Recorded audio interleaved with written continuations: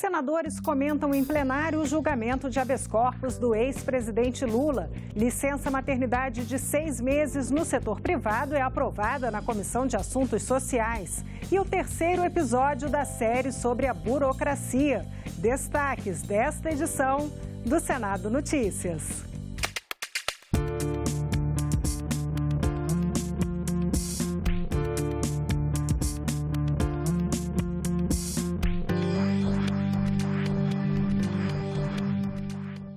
Olá, boa noite. Na sessão plenária de hoje, os senadores falaram sobre a expectativa para o julgamento do habeas corpus do ex-presidente Lula no Supremo Tribunal Federal. O julgamento começou pouco depois das 14h. Eu sinto muito que o ex-presidente Lula esteja nessa condição. Mas a partir do momento que foi apresentado provas e passou pela segunda instância, é transitado em julgado. É assim que eu entendo. Tá, mas a minha verdade tem que prevalecer? Não, por isso que existe um STF lá e vai julgar isso. E o que nós estamos vendo? Parcela da sociedade, ainda bem, graças a Deus que é uma minoria, porque parecem mais e usam métodos de milicianos, usam métodos daqueles que torturaram pessoas durante a ditadura militar, que queimam bonecos que representam os membros do Supremo Tribunal Federal em praça pública. Ainda bem que esses são minoria, mas esses sim pressionam e ameaçam, não ao Supremo Tribunal Federal, mas ameaçam o Brasil. Ou a decisão é de acordo com o que eles querem, ou então o Brasil vai pegar fogo. Eu penso que o ex-presidente Lula tem que pagar por tudo que fez pelo nosso país.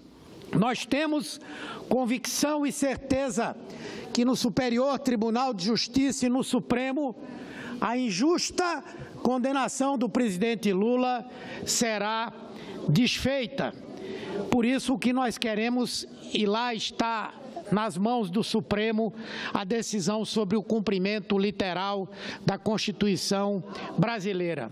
Serenidade e respeito. Palavras usadas tanto pela presidente do Supremo Tribunal Federal, ministra Carmen Lúcia, no manifesto que ela gravou ontem para a televisão. Falando para quem? Para a sociedade brasileira e para os membros da Suprema Corte. Inclui aí não apenas os magistrados, mas inclui também os servidores da Suprema Corte do país. Também refiro às manifestações de várias lideranças do Poder Judiciário, das autoridades militares, usando as mesmas palavras. Respeito às opiniões divergentes, serenidade, respeito à Constituição e combate duro à impunidade. Eu lamento ter tido o impeachment, que é o centro, é o V0 dessa crise institucional que agora está lá no Supremo. E eu espero que o Supremo, não vou fazer nenhum juízo, nem posso, nem devemos, mas que o Supremo cumpra o papel de poder moderador nessa hora, sem levar em conta a opinião A, B, C ou D, e se manifeste de acordo com a Constituição. Não é porque o presidente Lula não quer ser tratado acima da lei, nem podia, mas também não pode aceitar, nem nós podemos, que ele seja tratado abaixo da lei. A Comissão de Assuntos Sociais aprovou na manhã desta quarta-feira o aumento no tempo da licença maternidade. Outra decisão beneficia as pessoas com AIDS. Lei aprovada no ano passado permite a convocação do segurado do INSS aposentado por invalidez. A perícia médica, que pode ser feita a qualquer momento, permite a revisão do benefício em caso de uma eventual mudança do quadro clínico do paciente. Mas os senadores da Comissão de Assuntos Sociais excluíram as pessoas com AIDS de passarem por uma nova perícia. Como houve modificação no projeto original, a matéria voltará a ser analisada pela comissão. Com os programas de prevenção, com as adoções de medidas de políticas públicas muito adequadas, foi se conseguindo reduzir. Mas ainda assim tem remanescentes de pessoas que foram contaminadas e essas demandaram muito, foram centenas ao meu gabinete pedindo apoio a este projeto. O que eles estão pedindo? Porque primeiro a Previdência vai analisar se ele merece ser aposentado. Se os peritos entenderam que ele pode e deve se manter aposentado para ter aquele benefício, eu entendo que é um caso que nós tínhamos que olhar com muito carinho. Uma situação como essa, o cidadão com a doença HIV, AIDS, já está aposentado, está levando a sua vida tomando aquela bateria de remédios, se mantendo, de repente descobre que não tem mais o benefício. Os senadores também aprovaram o aumento da licença maternidade de 120 para 180 dias. Na prática, é assegurar em lei o que hoje é optativo. Esses 2 meses adicionais somente são concedidos após a adesão a um programa chamado Empresa Cidadã. E se não houver recurso para o plenário do Senado, o projeto que aumenta a licença maternidade para 180 dias será analisado pela Câmara dos Deputados. Na terceira reportagem da série sobre desburocratização, você vai saber que mudanças estão sendo propostas para que os procedimentos nos casos de direito de família sejam mais rápidos e menos complicados. A Patrícia foi casada por quase 9 anos. Em março de 2017, ela e o marido decidiram se separar e deram entrada no divórcio. Eu passei por um processo de divórcio, ele era consensual, né? Nós tínhamos um patrimônio a dividir, guarda de filhos a decidir como ir. Contratamos uma advogada, foi uma advogada para nós dois, justamente pelo fato de não ter divergência, e o processo ele foi relativamente demorado, não foi tão longo, durou aí em torno de acho que uns 3, 4 meses até a gente ter a homologação do juiz. Atualmente, mesmo que o casal entre em acordo sobre o fim do Felizes para Sempre, o processo vai para a Justiça quando há filho menor de idade. A Comissão da Desburocratização sugeriu que, nesses casos, a assinatura do divórcio possa ser feita em cartório. O tempo diminuiria para mais ou menos 2 semanas.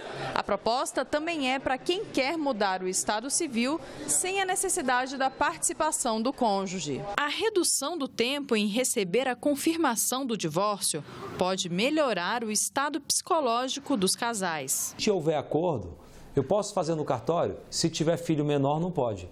A lei é bem clara, dizendo que atualmente você não pode fazer no cartório se tem filho menor. O que o projeto, basicamente, aqui sugerido pela comissão, estabelece? Ela estabelece um alinhamento com a realidade jurídica. Qual é a realidade jurídica? O divórcio é um direito unilateral de qualquer um, irresistível.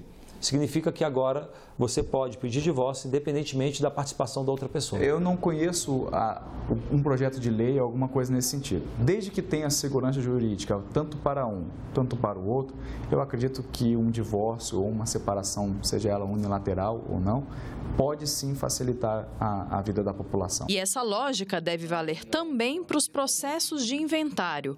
Mesmo nos casos de herdeiros incapazes ou testamento, havendo acordo, o projeto de lei permite a solução em cartório. A Justiça deve, a nosso juízo, dar prioridade aos conflitos, aos litígios. Onde não há conflito, onde não há litígio, onde não há nenhum tipo de dúvida a ser dirimida, nós acreditamos que o cartório que existe no Brasil é uma realidade brasileira, estão espalhados pelo Brasil lá fora, bem estruturados, inclusive são titulados de fé pública, ou seja, são representantes do poder público, eles podem suprir bem em vários procedimentos que, volto a dizer, não tenham caráter litigioso, onde não há conflito. A ideia é, a fiscalização não precisa ser excessiva.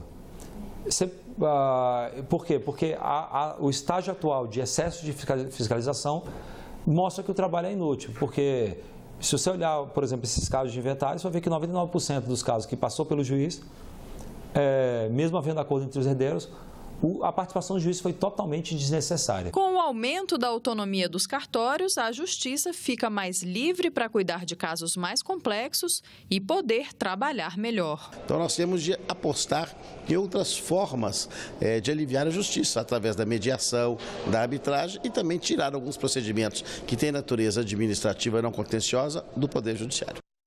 O presidente Michel Temer sancionou nesta quarta-feira, em cerimônia no Palácio do Planalto, lei que flexibiliza o horário do programa A Voz do Brasil, que está no ar há mais de 80 anos. A Voz do Brasil poderá ser veiculada pelas emissoras de rádio no intervalo das 7 às 10 da noite e não mais obrigatoriamente das 7 às 8 da noite. A metade dos habitantes do planeta vive em áreas com baixo acesso à água. Até 2050, se a gestão dos recursos hídricos não for aprimorada, mais de 5 bilhões de pessoas viverão em áreas de escassez. A gestão dos recursos hídricos é o tema do Agenda Econômica de hoje. A produção de alimentos consome cerca de 80% de toda a água usada no Brasil. A indústria usa 10%. Para o consumo humano, sobram os 10% restantes. Essa proporção é mais ou menos a mesma em todo o mundo. Embora o setor agrícola brasileiro seja bastante avançado no uso de tecnologias e maquinário, ainda tem muito o que progredir no sistema produtivo. Usa muita terra, consome muita água e aplica agrotóxicos em excesso. Com o nível atual de uso, os sistemas naturais produtores de água estão ameaçados pelo desmatamento e a poluição. A análise da ONG Water Footprint Network indicam que para se produzir 1 quilo de carne bovina, são consumidos mais de 15 mil litros de água durante todo o processo. 1 quilo de carne de frango leva 3.900 litros de água. 1 quilo de arroz, 2.500 litros. 1 quilo de açúcar, 1.800 litros. E 1 quilo de milho leva 900 litros de água durante todo o seu processo. No Agenda Econômica de hoje, eu entrevisto Ângela Ortigara, oficial do Programa Mundial de Análise de Recursos Hídricos da ONU. Ela nos indica pontos e direções para economizar e racionalizar o uso da água. Eu espero você na Agenda Econômica. O programa Agenda Econômica começa daqui a pouco, logo depois do Argumento. E nós ficamos por aqui. Você pode rever as reportagens desta edição na nossa página na internet, senado.leg.br/TV. Fique agora com o programa Argumento, que recebe o senador Pedro Chaves. Muito obrigada pela companhia. Continue sintonizado aqui, na TV Senado.